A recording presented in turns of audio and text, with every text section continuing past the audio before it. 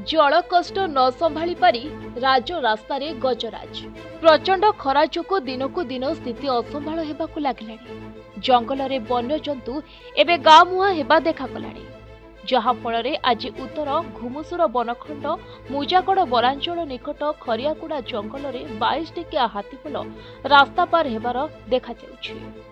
हाथीपल मध्य छुआ और बड़ हाथी मध्य रही मुजागड़ वनांचल अंचल में एमाने घुरी बुलुछंती। आमर उत्तर घुमुसर वनखंड होछि शाला जंगल रे परिपूर्ण, जो जंगल रे हाथी माने सुंदर भाव में विचरण करिपारिबे, ठीक भाव विचरण।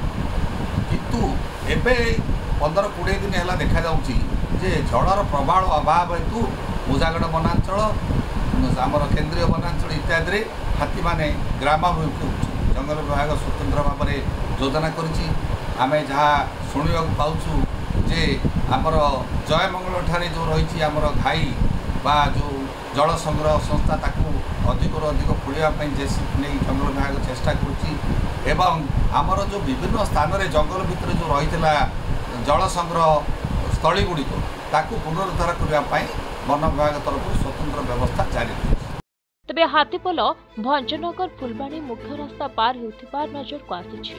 अनुमान करा जाउछि जे जेउ भली भाबरे जंगल रे निया लागुछि सही ताती और जल संरक्षण अभावरु हाथीपल एबे गाँ मुहां हेउछंती। तेणु वन विभाग एथिप्रति नजर रखिबा सह सजग रहिबाकू एबे बुद्धिजीवी महल रे चर्चा हेउछि।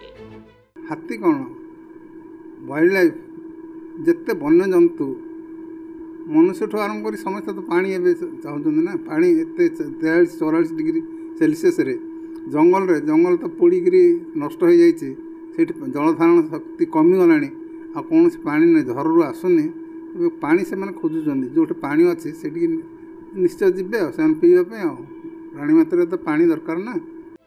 भंजनगर अमरेंद्र कुमार पट्टनायक रिपोर्ट प्रतिदिन टीवी।